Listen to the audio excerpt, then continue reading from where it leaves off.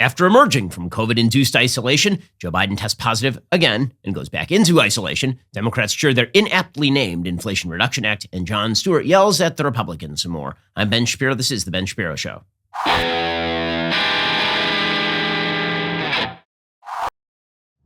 The Ben Shapiro Show is sponsored by ExpressVPN. Protect your online data the way that I do today at expressvpn.com/Ben. Well, speaking of ExpressVPN, what if there was someone out there who kept a log of all the things you did every single minute of the day, kept track of you all the time?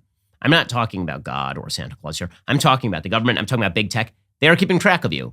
And they are doing this passively. They're being very quiet about it. But here's the thing. You don't have to give them your data because you can be using the same VPN that I did to protect my data online. That's ExpressVPN. ExpressVPN reroutes your internet connection through their secure servers so your ISP can't see or log what you do online. Now, you might be thinking to yourself, wait, if I'm routing all my data through a VPN, aren't they keeping track of what I'm doing? Well, for many other free VPNs, they actually do that, but not ExpressVPN. ExpressVPN is the only VPN I trust because they use trusted server technology. They were the first major VPN provider to engineer all of their VPN servers to run in RAM. This makes it impossible for their VPN servers to store any data, including logs of any ExpressVPN customer. You don't have to take my or ExpressVPN's word for it. ExpressVPN is so confident in their no logs claim, they even had one of their biggest assurance firms, PwC, audit their technology. It's no wonder The Verge named ExpressVPN the #1 VPN on planet Earth. I love ExpressVPN. You will too. Stop letting people keep logs of what you do online today. Visit expressvpn.com/Ben right now. Find out how you can get 3 months for free. That's expressvpn.com/Ben. Again, expressvpn.com/Ben to learn more.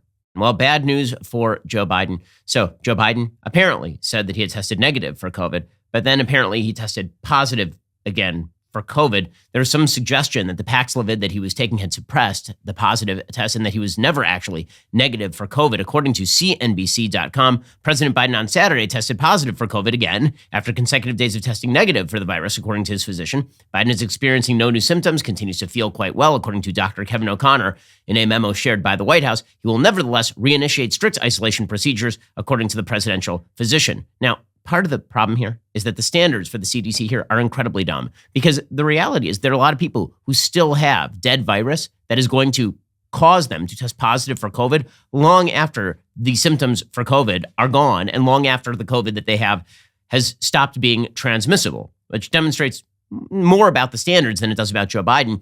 Biden tweeted, quote, "Folks, today I tested positive for COVID again. This happens with a small minority of folks. I've got no symptoms. I'm going to isolate for the safety of everyone around me. I'm still at work and we'll be back on the road soon." Well, I mean, honestly, maybe the best presidential strategy for him at this point is to simply stay off the road for like the rest of his presidency. After all, it worked amazing for him during the campaign. So if he can just claim that he's positive for COVID without any symptoms for the rest of his presidency, it'll probably benefit him since the more of him that people see, the less of him they like. O'Connor had previously warned of the potential of a rebound in positive test results, which is a phenomenon among a small percentage of patients who use the antiviral medication Paxlovid as part of their treatment. Biden had accordingly, quote, "increased his testing cadence, both to protect people around him and to assure early detection of any return of viral replication."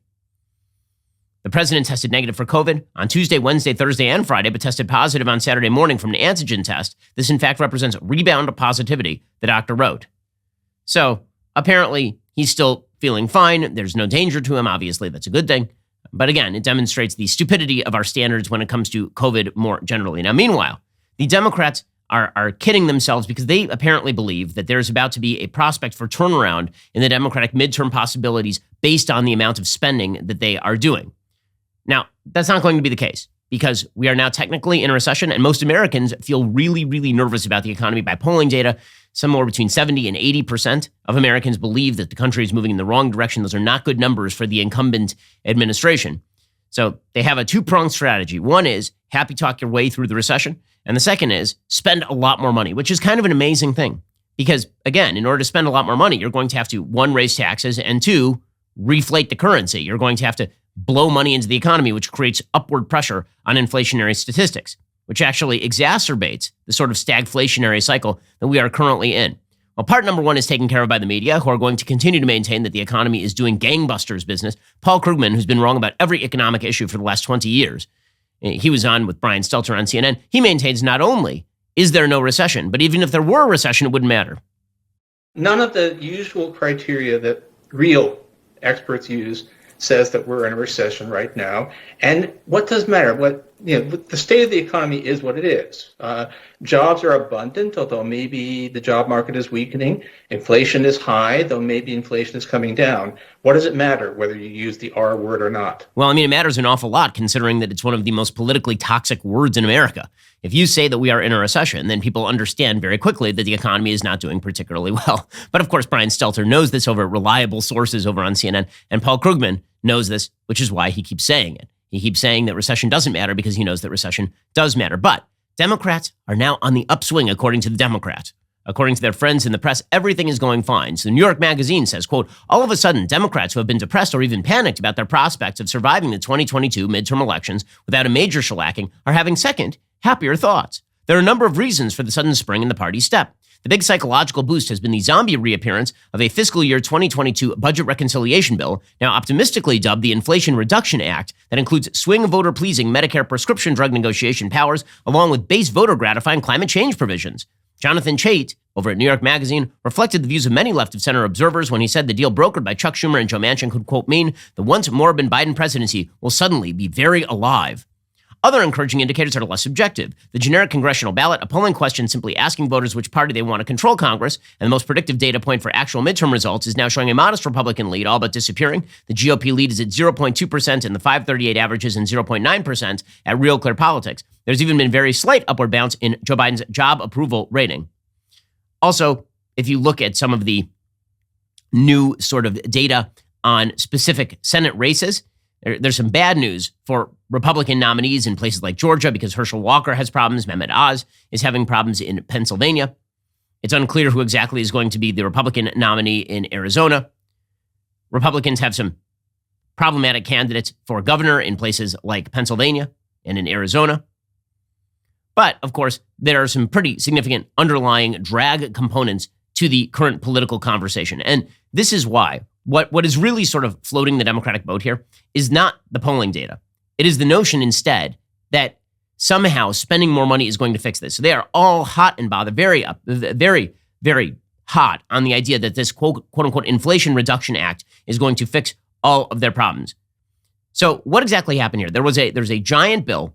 We are talking about hundreds of billions of dollars in spending. Joe Manchin, who'd been concerned about both deficits and inflation, he said that he was not going to sign on to Build Back Better, but now he's signing on to this. So why exactly is he signing on to this Inflation Reduction Act? And what exactly is the Inflation Reduction Act in the first place? Well, first of all, it's another one of these misnamed acts. So Democrats come up with names for the acts that really have nothing to do with the content of the act. Right? Build Back Better had nothing to do with actual infrastructure. Inflation Reduction has nothing to do with actual inflation reduction.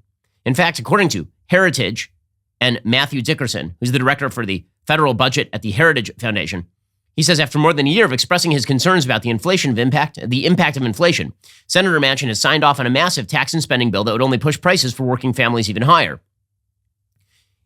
Biden's $1.9 trillion American Rescue Plan, a stimulus spending bill in March 2021, was the match that lit the inflationary fire. Well, now they're back for more. The so-called Inflation Reduction Act of 2022 only would add to the inflationary pain families are already feeling, thanks to hundreds of billions in new government spending and job-destroying tax hikes. The legislation's proponents argued that over the next year, the bill's higher taxes would offset new spending. And it's true that recent massive federal deficits financed by the Federal Reserve and driven by excessive government spending have resulted in crippling inflation. But the Inflation Reduction Act doubles down on the same bad fiscal policy that has caused inflation in the first place. So the legislation increases taxes by more than $450 billion over the next decade, climbing to $750 billion when the drug price controls that work like business taxes are counted, which is a massive tax increase in the middle of a recession.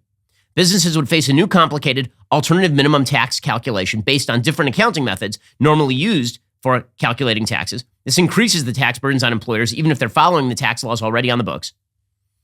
And of course, there's a giant slush fund for the IRS, $78.9 billion for the IRS, allowing the agency to ratchet up the number of audits that it is doing. It imposes price controls on prescription drugs that would result in reduced access for patients in need. It would advance the Green New Deal agenda. It spends an astonishing $369 billion in the name of, quote, decarbonizing all sectors of the economy. All of this on the heels of the Senate passing that $280 billion corporate welfare bill. Right, that was the bill that included some money for example, ramping up production of microchips, but included hundreds of billions of dollars for other stuff. And this is I think, the essence of what Democrats are doing right now. They're just spending extraordinary oodles of money right now under the bizarre notion that this is going to drive down inflation, which of course it isn't. Now, the real question here is why Joe Manchin is signing on to all of it. Because, of course, again, Joe Manchin has made his bones right now by basically standing up to the Biden administration on things like Build Back Better. So Joe Manchin is moving along with this, which does raise the question as to what exactly Joe Manchin is getting out of all of this. Well, here is the thing. When it comes to your own business, you need to be getting the most out of your business. And this is why you need Podium. So if you know anybody who owns a small business, you know the past couple of years have been really, really rough.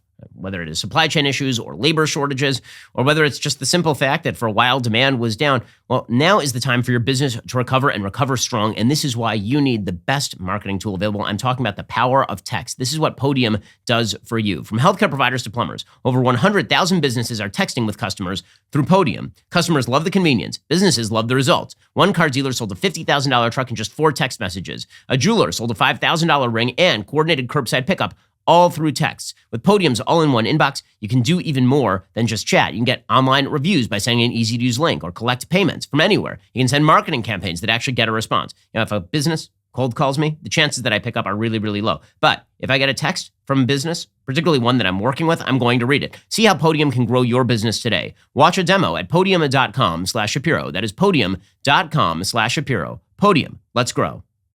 So what exactly did Joe Manchin get? According to the Wall Street Journal, Joe Manchin says that Democrats are, quote, committed to advancing a suite of common sense permitting reforms this fall that will ensure all energy infrastructure from transmission to pipelines and export facilities can be efficiently and responsibly built. Meaning he's hoping that there will be some pork that comes home to West Virginia. But as the Wall Street Journal editorial board says, big if true, that promise to Mr. Manchin is going to cost Americans $433 billion in spending and $327 billion in taxes. The country does need streamlined permitting for building of all kinds, energy included. But nobody outside the negotiating room seems to know what specific reforms are in play, and Manchin isn't saying. The Biden administration has already been making it worse in terms of environmental review to get new pipelines done, for example. Mr. Manchin is out on a political limb. The permitting reform isn't a budget item, so it can't be wrapped into a tax and spend deal, which Democrats intend to pass with this 51 votes under reconciliation. Schumer says he wants to get that done before the August recess, at which point Manchin is at Pelosi's mercy. Why sign up for a $433 billion bill today when the permitting details aren't written down on a public sheet of paper? What if Pelosi just kills the bill on permitting immediately after Joe Manchin signs off on this $433 billion bill? Well, Joe Manchin, for his part, seems like he's been suckered into this thing. He's out there saying this bill is nonpartisan. It, of course, is not nonpartisan. There's not a single Republican vote for it in the Senate, like zero. Here is Joe Manchin on the Sunday shows. For 8 months, we worked on it. I couldn't get there with Build Back Better. It was $3.5 trillion of spending. And this is taking $3.5 trillion of spending down to $400 billion of investment. That's definitely going to make a difference in America and everybody's pocketbook. It's not a Democrat bill. It's not a Republican bill. It's definitely not a green bill. This is a red, white, and blue bill. It's great for America. No, actually, it is a green bill. I mean, it specifically says in there it's dedicating hundreds of billions of dollars to Green New Deal subsidy stuff. It raises taxes. Everybody outside of the lowest earning Americans, people who earn lower than $30,000 a year, is going to see some tax increase under this bill, according to the Joint Committee on Taxation. Joe Manchin, however, he's saying, there's nothing inflammatory. There's no. So why are you signing on? Well, the answer, I think, is twofold. One, Joe Manchin has been getting extraordinary pressure from Democrats. He has been battered about the ears by the entire media chattering class for nigh on 2 years at this point, and apparently he can only stand up for so long. And the other is, again, he is hoping he'll be able to go back to West Virginia and say that they spent a bunch of money on my priorities. But again, the priorities that he thinks he is getting some sort of deal for may never materialize. Nonetheless, Manchin was out there doing his job on the Sunday shows, trying to prop up Joe Biden's agenda. He says there's nothing inflammatory in this bill.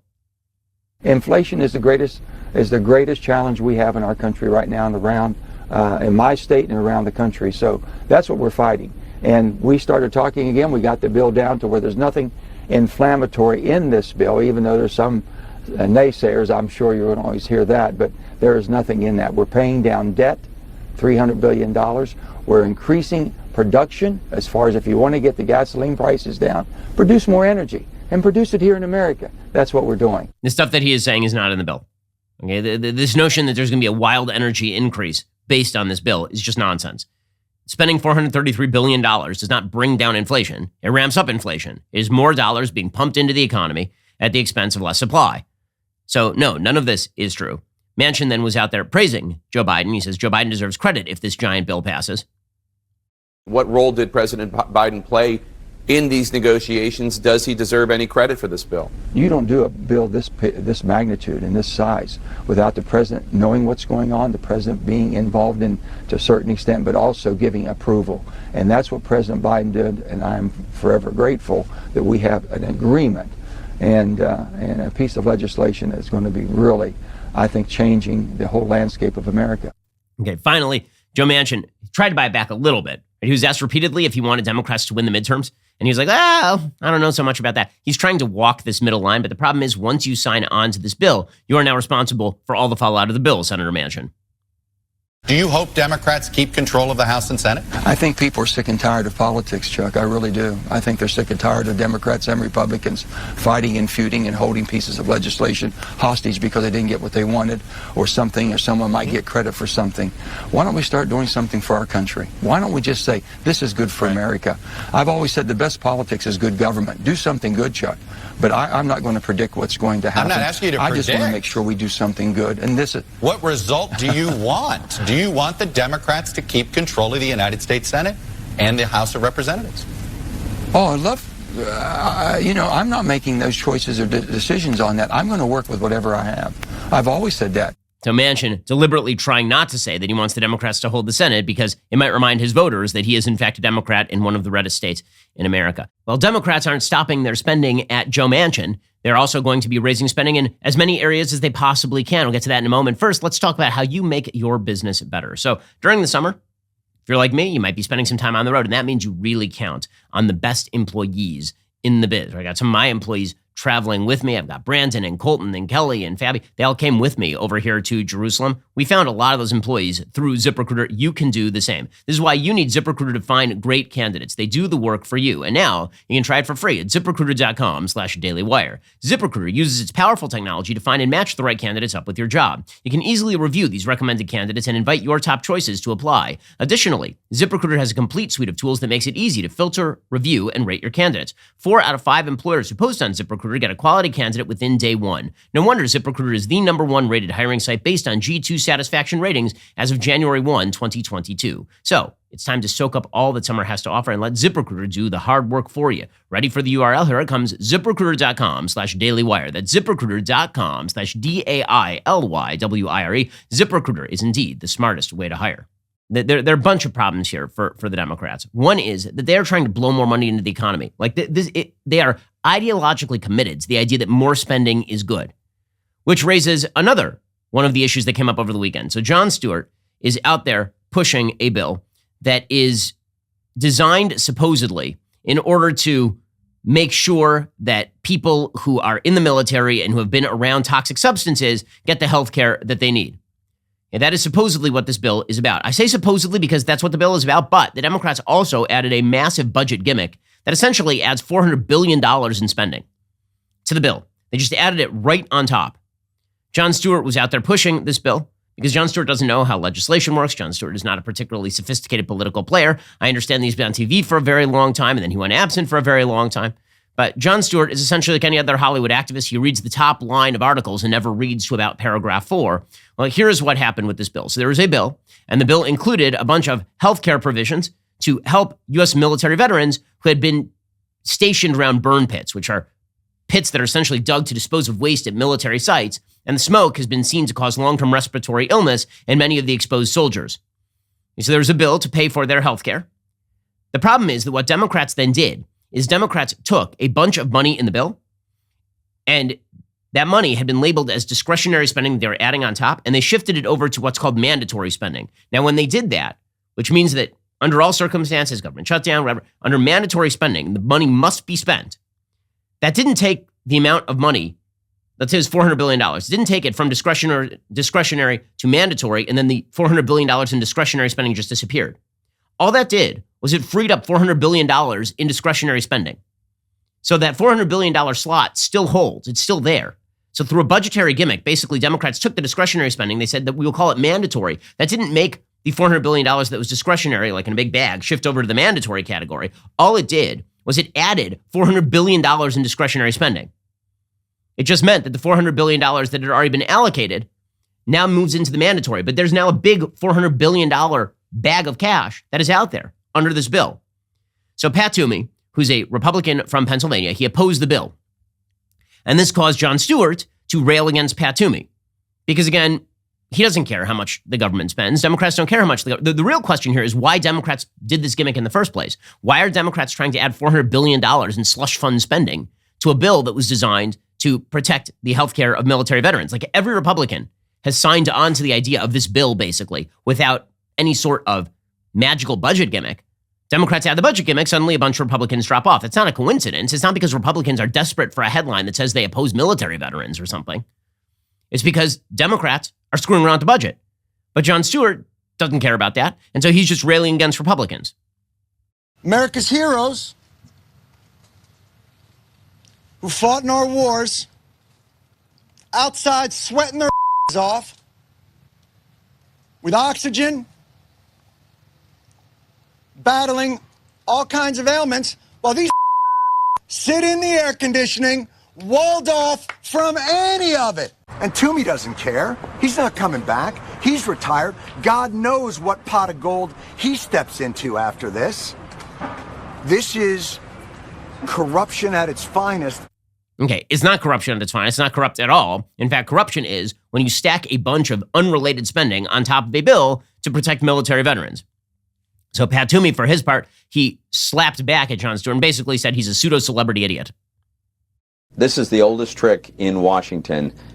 People take a sympathetic group of Americans, and it could be children with an illness, it could be victims of crime, it could be veterans who've been exposed to toxic chemicals, craft a bill to address their problems, and then sneak in something completely unrelated that they know could never pass on its own, and dare Republicans to do anything about it because they know they'll unleash their allies in the media and maybe a pseudo-celebrity to make up false accusations to try to get us to just swallow what shouldn't be there. What I'm trying to do is change a government accounting methodology that is designed to allow our Democratic colleagues to go on an unrelated $400 billion spending spree that has nothing to do with veterans and that won't be in the veteran space. Okay, Toomey is, of course, exactly correct about this.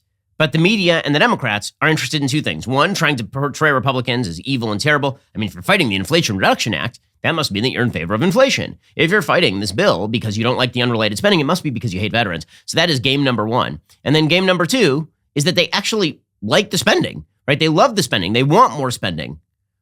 So the media are focused in right now on the magic of Jon Stewart. I mean, amazingly enough, John Carl was asking Jon Stewart if he wants to run for president or any other office based on this. Democrats are so upset with Joe Biden that they're now talking about dragging out geriatric comedians who used to be relevant when I was a teenager to try and run for president. Here's John Carl trying to get Jon Stewart to commit to running for president. We have some precedent now. There's a guy in Ukraine who's a comedian who had a very popular show who is now a president of Ukraine. Some people think he's a very good president. Is there any chance you run for office? I mean, any office at all? There's a chance that when I go down, I'm going to come back down there to Washington. Yeah. And I'm going to join my brothers and sisters on the Capitol steps who have been sleeping out on Fire Watch, Rosie Torres of Burn Pits 360, Tim Jensen of Grunt Style, and anyone else who wants to go down there and join them on the Capitol steps. And I will join them, and we will stay there until the United States government does the right thing by the men and women who fought to protect it. So that's not a no, by the way. Well, Jon Stewart, contra public opinion, is not a truth teller, but here is a harsh truth for a lot of men out there. ED is actually really, really common. In fact, 52% of dudes aged 40 to 70 experience some form of erectile dysfunction. Well, here's the good news. You can get that solved. Go to GetRoman.com/Ben right now. You can speak to a U.S. licensed healthcare professional about erectile dysfunction and get $15 off your very first month of treatment. The benefits of ED treatment can help you reconnect with your spouse. Roman Ready is confidence personified. It means your biology is working the way that it is supposed to. It's system, completely confidential, totally discreet, no big logos or labels on the packages. With Roman, you get a free online evaluation and ongoing care for erectile dysfunction, all from the comfort and privacy of your own home. A U.S. licensed healthcare professional will work with you to find the best treatment plan. If medication is appropriate, it'll ship to you free with 2-day shipping. The whole process is straightforward, convenient, and discreet. Getting started is super simple. Just go to GetRoman.com/Ben. Complete an online visit today. Take care of your ED without leaving your home. You can complete that online visit, connect with a U.S. licensed healthcare professional, and get the problem fixed. Go to GetRoman.com/Ben today. If you're prescribed, get $15 off your first month of ED treatment. Make sure you're ready to have the confidence and control you need this summer. Roman Ready. Politico put out a piece about 4 weeks ago in which they suggested that Tucker Carlson, if he runs for president, which is unlikely, then Jon Stewart should run for president. There's a piece by Juliana Glover, the CEO of Ridgely Walsh, a public affairs advisory firm. So in Politico, she was saying that Jon Stewart should run for president because, of course, this is the way that Democrats like to do politics. The way Democrats like to do politics, apparently, is to trot out a bunch of slogans without any actual backing. And then if you oppose the slogan, then this means that you are a bad person. And so Jon Stewart is sort of their ideal candidate. And this raises, in general, the sort of way that Democrats have been doing politics for quite a while. The fact that Jon Stewart is sort of a beloved figure on the left demonstrates how corrupt our politics is. Well, what's kind of amazing is that our politics has all basically become Jon Stewart writ large. So you remember Jon Stewart in the early 2000s, he had a show on Comedy Central, it was a very popular show, in which essentially his editors were the show. His editors, they would play a clip and he would make a funny face into the camera and everybody would laugh like trained seals. And then he would smirk and people would laugh some more, and then they'd play the next clip. That was essentially the Comedy Central show. Well, there was a point during his career, it was a very famous point during his career, when he went on Crossfire. Crossfire was a show on CNN, for those who are less than 20 years old. Crossfire was a show on CNN in which Tucker Carlson, in his much younger iteration, faced off with Paul Begala, and they would debate issues. This is when people like Tucker Carlson were still allowed on CNN. And it was kind of an interesting show. It was basically a Republican and a Democrat discussing the issues in a sort of fascinating way. And Jon Stewart decided this was really bad. So he went on Crossfire with Carlson and Begala, and then he chided them. He said, "You're what's wrong with politics." Here's what that sounded like. I made a special effort to come on the show today because I have privately amongst my friends and also in occasional newspapers and television shows mentioned this show as being bad. And I felt that wasn't fair, and I should come here and tell you that it's not so much that it's bad as it's hurting America. So I wanted to come here today and say, here's just what I wanted to tell you guys. Yeah. Stop. Stop hurting America. Okay, so it was hurting America for people to discuss the issues. Instead, what you needed was a comedian like Jon Stewart to scoff at headlines. And this is how you end up with the politics, where Jon Stewart goes out there and suggests that Republicans want to kill military veterans because Democrats want to shell out $400 billion in extra spending under the table. It's that kind of politics that hurts America, right? The open debate kind of stuff that used to be de rigueur in American politics, that sort of stuff is gone. There are no shows on TV anymore in which a Republican and a Democrat discuss the issues. The only thing I've heard of like that is, frankly, my Sunday special, where I'll have Democrats on and we'll have actual talks about this stuff. But it's a rarity in American politics right now. Jon Stewart helped kill that. That is the politics that was built by our mainstream media. That was the politics built by the legacy media. People like Jon Stewart, who, shockingly, John Carl now wants to run for president. Well, there's only one problem for Democrats and their media apparatchiks. The problem is that their plan, which is to ram through a bunch of spending, is not going to help.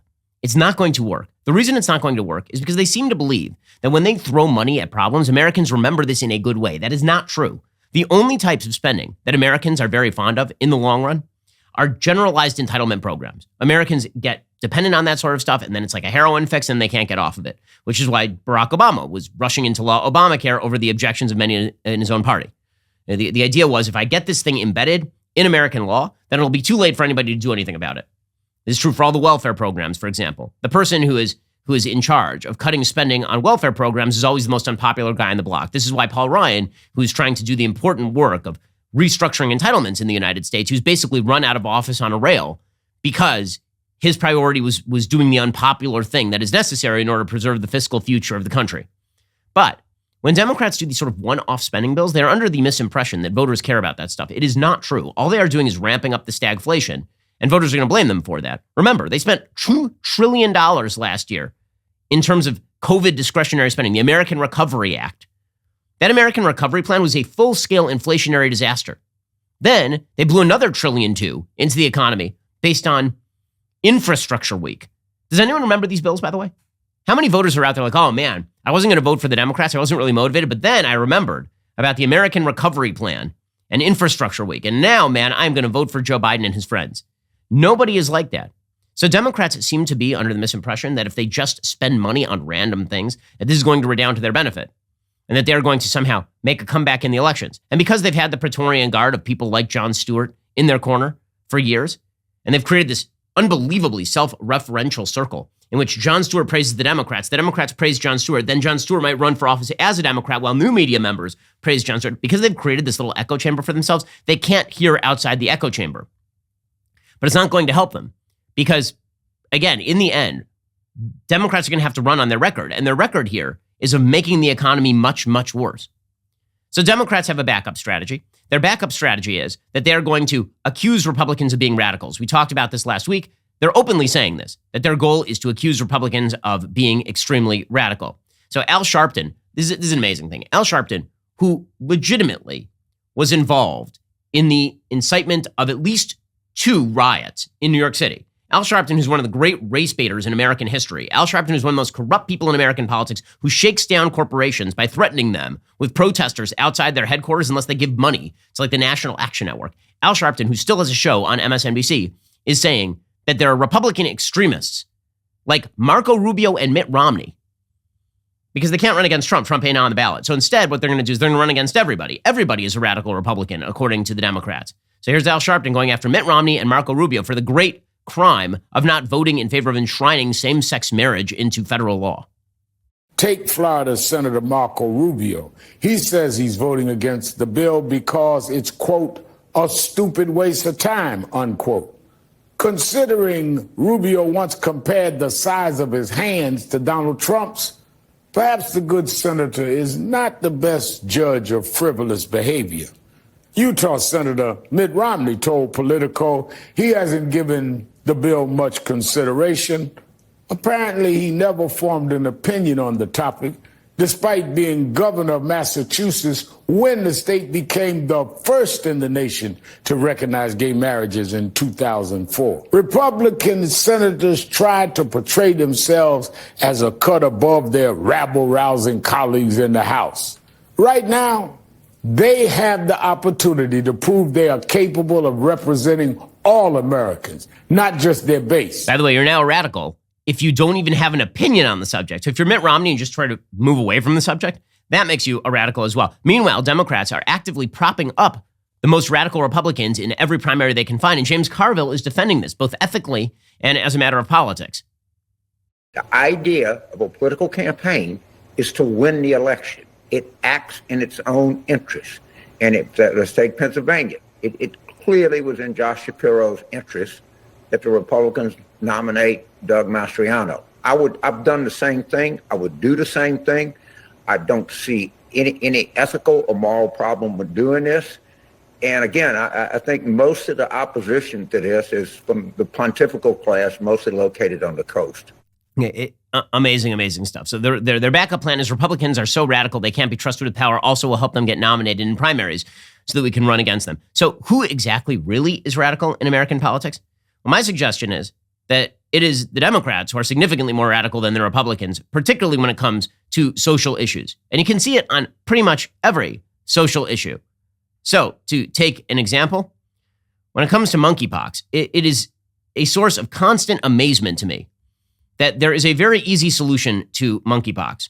There are actually 2. One is there's a vaccine. That vaccine needs to be more widely available. The FDA has prevented it from being more widely available. So that is solution number 1. And the federal government's already screwing that up. Dr. Scott Gottlieb, former commissioner of the FDA and a senior fellow at American Enterprise Institute, right, one of the loudest voices during COVID, he now suggests that the CDC has failed on monkeypox again. He says, our country's response to monkeypox has been plagued by the same shortcomings we had with COVID. If monkeypox gains a permanent foothold in the United States and becomes an endemic virus that joins our circulating repertoire of pathogens, it will be one of the worst public health failures in modern times, not only because of the pain and peril of the disease, but also because it was extremely avoidable. There was limited testing access. There was not enough stockpile of vaccine, even though the vaccine was widely available. Okay, but that's really not the most extreme response to monkeypox. The most extreme response to monkeypox continues to be the complete unwillingness of anyone in the media chattering class or in the Democratic Party to simply say, stop having gay orgies. I understand that this is unpopular with a particular segment of the Democratic base, but you guys literally advocated for the shutdown of all of American life, all of it. Kids going to school, going to the park with your children, being able to go to work, killing hundreds of thousands of small businesses for COVID, an airborne virus. This is a virus that is passed almost entirely between gay men having sex with one another. And you can't say, stop having sex with randos. You can't say it. According to the East Bay Times, amid a burgeoning monkeypox outbreak that has so far disproportionately affected gay and bisexual men, I love the idea that it's like, well, it's just random. I mean, it's just randomly. The rain is randomly falling on this group. No, it's actually connected with the behavior that people are engaging in that is passing the monkeypox. Okay, this is direct. Bay Area public health officials and organizers of one of the region's most beloved LGBTQ events are walking a difficult line between preventing the spread of the virus while fighting the stigma of the virus as a disease limited to the LGBTQ community. Well, why is that? I have a question. Why exactly are those two things in conflict? Why does it create a stigma as a disease limited to the LGBTQ community by saying don't engage in promiscuous sex with one another? Because that's going to lead to spread of the disease. I mean, it seems to me there's more of a stigma attached to gay promiscuity already, not to gay people generally. Like monogamous gay people are not spreading monkeypox. That is not what's happening right now. According to the East Bay Times, despite San Francisco officials' declaration of a public health emergency over the monkeypox virus, organizers of Door Alley, a live out loud leather and fetish festival that's been a favorite among LGBTQ communities in the Bay Area since the 80s, said Friday they intend to hold the festival this weekend. The San Francisco event, expected to draw 5,000 people, comes amid deep anxieties across the LGBTQ community over the outbreak, which has proliferated amid a shortage of vaccines, confronting a disease that has primarily affected men who have sex with men. Again, this sort of language, affected men who have sex with men, is passed between men who have sex with men. Affected. Okay, affected suggests like cancer, or you're in a crowded room, COVID.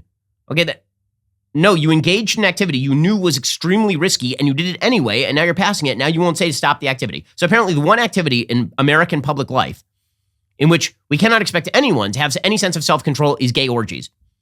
That's the big one. The confluence of issues has raised difficult questions for Door Alley organizers, public health officials, and LGBTQ advocates, even as they press ahead with the festival. If people are not educated and they don't know the risk, of course, it's a very, very high risk possibility to be a spreader, said Joe Hawkins, director of the Oakland LGBTQ plus minus divided by sign community center. But his organization has made a point not to dissuade people from attending the party. You can tell people do not do this. And I just think that here in this country, people have a problem with that, he said. And the left-wing view is that you can literally tell people not to go to work, keep their kids home from school, stop going to religious services, don't visit your parents when they are sick in the hospital, and don't go to funerals. But you can't tell gay men not to have sex with each other in extraordinary numbers. You can't do that. That would be really bad. Officially called Up Your Alley, this weekend's festival is the smaller, more Bay Area-centric cousin to the internationally known Folsom Street Fair in September, which attracts upward of 75,000 people from around the world. Spanning 4 blocks, Door Alley includes a fair Sunday that features rope performances, go-go dancing, and vendors selling a wide array of sex toys. Many clubs also plan to host side events through the weekend. Side events. Yet while LGBTQ sex parties in other parts of the nation have been canceled, event organizers and public health leaders in San Francisco are taking a different approach. The San Francisco AIDS Foundation has actively encouraged people to attend the event, while also listing safety advice on its website for prospective attendees, including sticking to less crowded areas and attending fewer events that feature skin-to-skin contact. There's never been a better time to dress from top to bottom in latex or leather, the organization said. Keeping your skin covered is a surefire way to prevent exposures to monkeypox.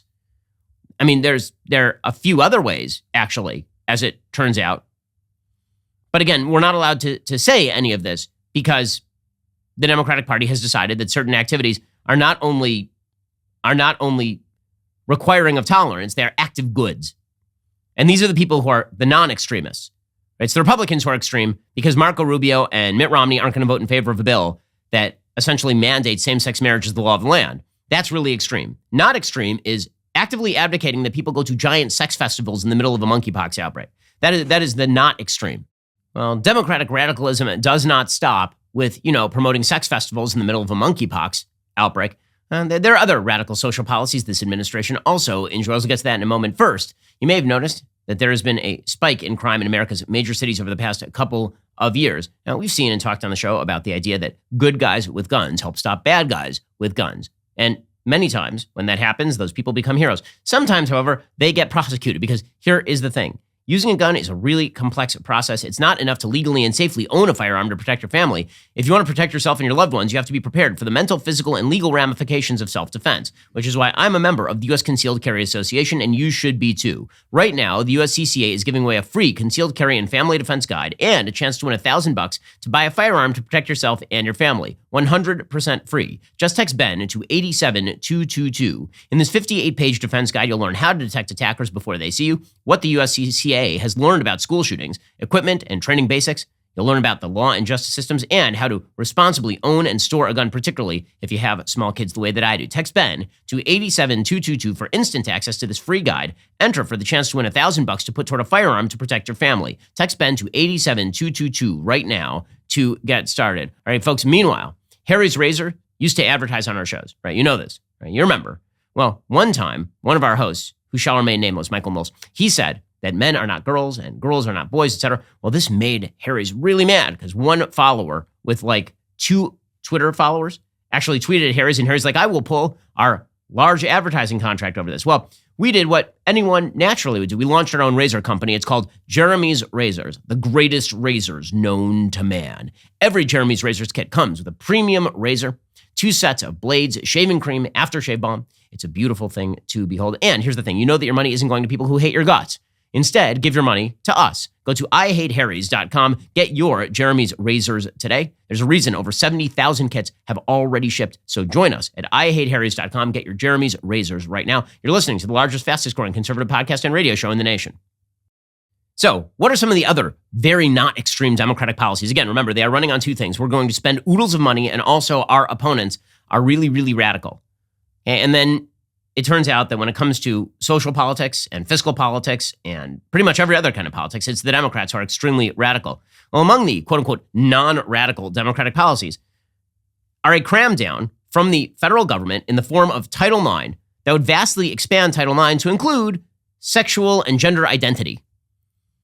Okay, well, so the idea here is that according to the Biden administration, they're going to use Title IX, which is designed to protect women, right? It's like women's sports, it's against sexual discrimination, and it's meant to prevent discrimination against, a class of people known as biological women. Because when Title IX was written back in 1965, that's what woman meant. There was no idea that woman meant men who said he was a woman. Okay, but now the Democrats have decided that it does. And so now they're attempting to cram down a proposal that is going to extend protections under the law to include schools' obligation not to discriminate based on sex stereotypes, sex characteristics, pregnancy or related conditions, sexual orientation, and gender identity, which means that you could be forced in a school to call people by the opposite sex, or you could be in violation of federal law. This is extraordinarily radical stuff, obviously, and it's part and parcel of a broader left-wing agenda to destroy truth and destroy the nature of biological sex and to pretend there's no difference whatsoever between men and women. Well, now Florida is fighting back. The state of Florida is saying that its state should basically just ignore the federal government's guidance. Florida Education Commissioner Manny Diaz Jr. told school officials to ignore the guidelines entirely. He sent letters Thursday to superintendents, school boards, private school owners, and charter school governing boards that said guidance documents from the U.S. Department of Education and the Department of Agriculture. Department of Agriculture, is it, for all the LGBTQ plus minus divided by sign farmers out there, are not binding law, and asked school officials to refuse to change their practices. The U.S. Department of Agriculture, which is involved in things like school lunch programs, similarly announced in May it would begin interpreting Title IX to include discrimination based on sexual orientation and gender identity. So the idea is that if your local school does not call boys girls and girls boys and facilitate social transitioning, then they will deny school lunches to the other kids. Diaz said, quote, specifically, for example, nothing in these guidance documents requires you to give biological males who identify as female access to female bathrooms, locker rooms, or dorms, to assign biological males who identify as female to female rooms on school field trips, or to allow biological males who identify as female to compete on female sports teams. But in a news release last month, the U.S. Department of Education Secretary Miguel Cardona said the guidelines in part will, quote, ensure all our nation's students, no matter where they live, who they are, or whom they love, can learn, grow, and thrive in school. According to Governor DeSantis, appearing in Tampa over the weekend, he said, basically, this would be for elementary school kids where they're instructed to tell them, well, you may have been born a boy, that may have been what you said, but maybe you're really a girl. That's wrong. That has no place in school. That's happening in our country. Anyone that tells you it's not happening is lying to you. And of course, DeSantis is exactly right. Now, the left is scared of DeSantis because the idea is DeSantis is the quote-unquote extremist. What exactly makes Ron DeSantis so extreme? Well, one of the things that makes him so extreme, according to Democrats, is that he says that he is going to sue a bar that hosts drag shows with kids, which sounds correct to me. It seems like child endangerment to me to bring children to shows where men dress as women and gyrate around in sexualized fashion. That does not seem like raising a child in a healthy fashion. DeSantis said it used to be people have different views about what they want to do as adults, but it used to be kids are off limits. No one wanted to bring the kids into any of this stuff. We've got to get back to that. Florida is attempting to revoke the liquor license at Our House, a Miami area bar. A complaint details numerous incidents in which children were allegedly exposed to explicit sexual content there with the full knowledge of the bar. In one instance, a male dancer wearing a G-string stuffed with dollar bills with his buttocks fully exposed paraded a young girl aged 3 to 5 through the restaurant while holding her hand, according to the complaint. In another instance, a presumably male dancer gyrated and pole danced in revealing women's clothing while waving dollar bills. Our House was not only aware that kids may have been present during such performances, it also offered a children's menu for kids 12 and under. So who's the extremist here? Who's really, really extreme? Is it Ron DeSantis? Or is it people like AOC who's going on national television talking about how men who dress up as women and gyrate around on television are actually the greatest among us? Here was AOC over the weekend. The people who change what people think are artists and drag queens. And let's not forget who threw that first brick at Stonewall. Yes. You know, that is what led to us passing the Equality Act in the House in this term, marriage equality. It starts with you. I mean, you're patriots. You are. You are. You are patriots. And I'm so proud of you all. I'm so proud to live in this country with you and with your mother and with all of us as family. Thank you. Girl. We love you. So I have a question. Who seems more extreme here? Who seems more radical? Well, Tulsi Gabbard is out there on the Democratic side, and she has been moving steadily away from the Democratic Party on these issues because she's not an insane person. And she says, the Democrats who are fighting in favor of the idea that quote-unquote gender-affirming healthcare, meaning puberty blockers and surgeries on kids, that this is a good thing. Democrats moving in that way are engaging in child abuse. Here's Tulsi Gabbard over the weekend. The FDA made a disturbing but not at all surprising announcement just a few days ago about children's health. Now, if you haven't heard about it or if you missed it, it's because the mainstream media and the Biden-Harris administration have been completely silent on it. Now, this warning that the FDA issued was basically saying that puberty blockers can cause serious health risks for our kids. Unfortunately, at almost the exact same time the FDA issued this warning, Biden-Harris administration officials were making public statements actively promoting the use of puberty blockers and irreversible surgeries for kids. Now, let's be clear. This administration is dangerously promoting child abuse. Tulsi Gabbard, Democrat, and she happens to be correct about that. So who exactly is the radical here? Who exactly is the radical group here? I think the answer is pretty obvious to anyone with a brain. And Democrats who continue to maintain that it's radical Republicans who are a threat to the country while they toss trillions of dollars, bad money after bad money, into an inflationary economy, while they ratchet up taxes, while they promote radical, insane social policy. It seems pretty obvious to Americans which way this is going to go, which is why no matter the Democrats are now proclaiming their newfound enthusiasm for 2022, things are going to go a lot worse than they think they're going to go in November. Alrighty, so the United States military, it turns out that under Joe Biden, it's very, very interesting.